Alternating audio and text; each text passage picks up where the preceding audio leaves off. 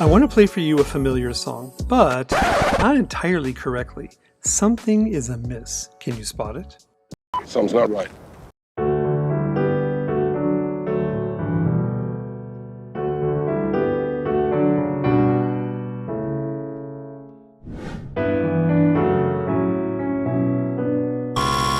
Say what?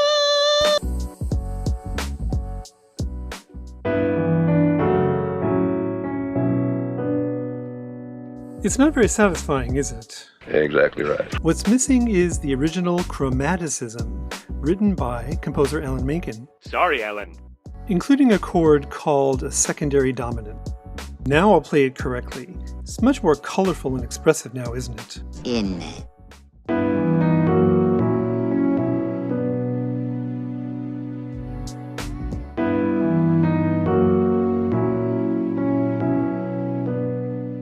Let's learn how to harmonize any melody using this device.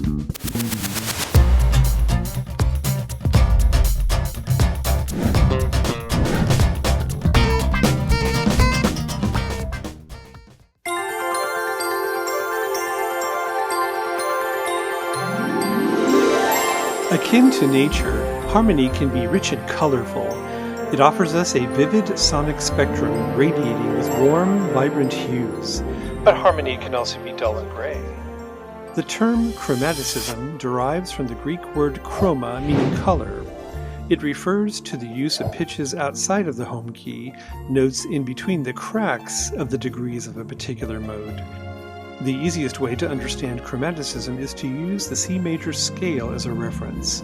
On the piano, it consists of only the 7 white keys, all natural notes stepping up from C to C an octave higher. Thus, touching any of the 5 black keys, whether spelled with flats or sharps, will open the door to chromaticism. Now, why would a composer, songwriter, or arranger ever venture beyond the diatonic, employing notes outside of the key? Because they desire to expand the harmonic color palette beyond the grays. Wow. To sprinkle in flavor like spices, salt, and pepper. Yummy! It's a bit like poets seeking to expand their literary vocabulary. Here's a great example, Twinkle Twinkle Little Star in C major, with only diatonic white key harmony and then colored with chromaticism.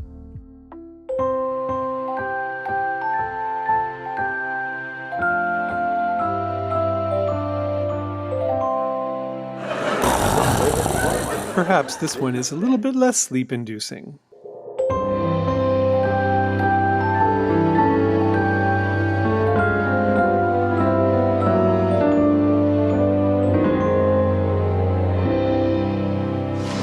I like it a lot. In contrast, this decorative type of chromaticism is called melodic rather than harmonic. Let's shed some light on secondary dominants. Using this type of harmony is like putting the pedal to the metal. It drives a progression forward. First, recall that the term tonic refers to a 1 chord, 3 notes a third apart stacked upon the tonic scale degree, and the term dominant refers to the 5 chord, a triad built upon the dominant scale degree. These are called primary chords, and are built upon the primary degrees. Second, these are also referred to as diatonic chords, meaning that they reside in the home key. I'm home. Whether the mode is major or minor. In other words, they are not chromatic chords. Now, what is a secondary dominant? I don't know. It is a 5 chord, but borrowed from a different key, a secondary key. Seen in context, this borrowed 5, in the middle of which is the leading tone, will resolve to its own 1 chord. It is this dominant to tonic progression that is lifted from another major or minor key. And here's the kicker. A secondary dominant enables a diatonic triad that is not the tonic, that is not the 1, to sound temporarily like it actually is the tonic, meaning that it suggests a different key. We'll call this tonicization. Because a secondary dominant is simply the dominant of a chord other than the tonic, the 4 chord, for example, could be made to sound like a 1, or the 2 like a 1. This will momentarily steer our ears away from the home key. And now the fun begins. In the key of C major, let's write down a root position 2 chord, the supertonic triad, D minor. Oh yes. If we draw a big box around this chord for a moment in order to transport us away from the home key and change the key signature to D minor, 1 flat, we would call the chord a 1. To write the 5 in this key, we can build the root of 5 on the 5th of 1. Because we're in minor mode now, we need to raise the 7th degree to produce the leading tone, C sharp, which is the 3rd of the 5, an A major triad. Finally, when we remove the box and key signature change and return to the home key, I'm home. we're left with a decision. Of course the D minor is a 2, but what do we call the A major chord? A 6? But this doesn't reveal its dominant relationship to 2. More logically, we call it 5 of 2. This is a secondary dominant, and the 3rd of the chord, that is C sharp, is a secondary leading tone. Alternatively, we can indicate the 2 chords with the Roman numerals 5 and 1, but underneath place a bracket with a 2 in order to show that these chords are tonic and dominant taken from the key of the supertonic. Let's write this progression in 4-voice SATB texture in open structure, doubling the root of each chord and allowing the soprano to resolve the secondary leading tone, retaining and tying the common tone between the chords in the tenor voice. Next, let's add a 7th to the secondary dominant by placing it in the alto voice, replacing and thus omitting the 5th, making the chord incomplete. This A7 chord, A5-7 of 2, is now a dissonant, more intense harmony, and produces a more satisfying release of tension to the consonant 2 chord. Relax.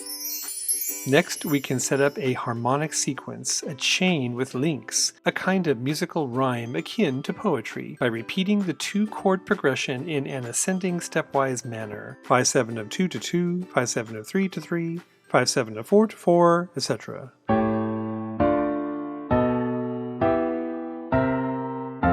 As an example of such a string of secondary dominants, check out Do Re Mi from The Sound of Music. Do, re, mi, fa, sol, la, si, do.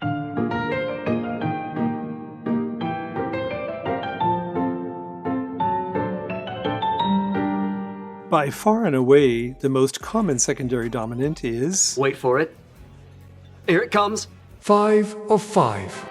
And this is due to the ubiquity of the half cadence, a kind of musical question mark that leaves the listener awaiting an answer. Answer me! Listen to what happens when we change the melody and harmony at the half cadence of Yo-Ho, A Pirate's Life for Me, stripping out the original chromaticism. Now, when the 4th degree is chromatically raised, the B natural functions as a secondary leading tone, pulling up to C, making the cadence sound more compelling. Amen. As another example, look at the iconic opening of the Super Mario Bros. Video game theme. 5-7 of 5 has the effect of traditional announcement, commanding our attention. Let's work out a part writing problem. We can use a kind of algebraic expression to address the problem. 5-7 of x to x. Think of the x variable as any diatonic major or minor triad, a temporary tonic, then work backward.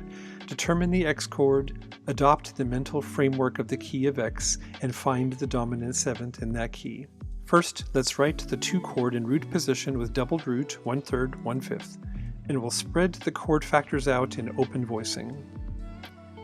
Think in the key of B minor. The leading tone of B minor is A sharp. Allow A sharp to resolve up by semitone to B in the soprano voice. Retain the common tone in the tenor. Provide the root in the bass voice. Only one voice remains. The 7th is critical, so we must omit the 5th. Thus the chordal 7th should be assigned to the alto voice, resolving down. Notice that these secondary tendency tones both resolve naturally in contrary motion. Now it's your turn. Here are 3 practice exercises. The soprano voice has been provided. The first example is in first inversion, the next in second, and the last in third. Feel free to pause the video, and then I'll work out the exercises so that you can see the answers. 4 is a primary triad. We'll double the root. The dominant 7th chord in AE flat major is E flat 7 over G. First inversion. We'll retain the common tone in the alto.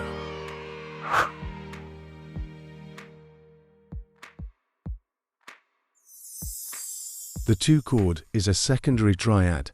Again, let's double the roots. In the key of F sharp minor, the dominant 7th is C sharp 7. Second inversion means that the 5th is in the bass voice.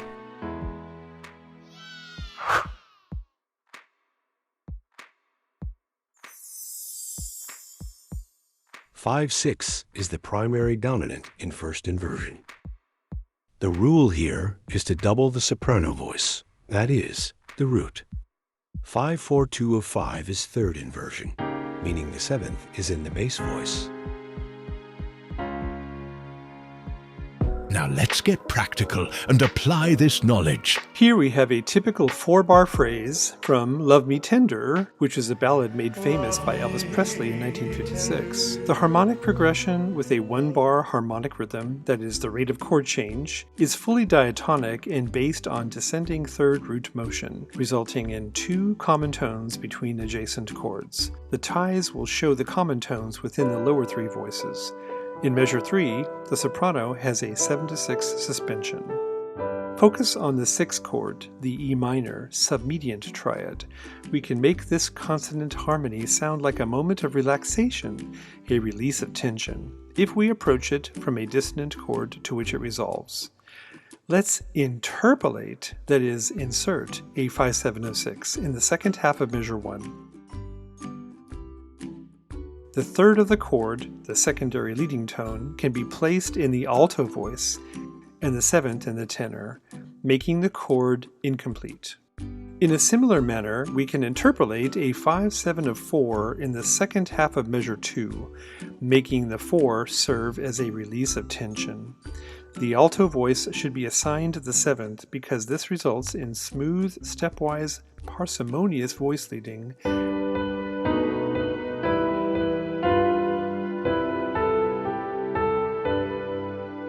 Also, by using second inversion of each secondary dominant 7th, we can make the bass line more conjunct, less angular, jumpy, or disjunct, that is, more melodic. That's what interpolation is all about.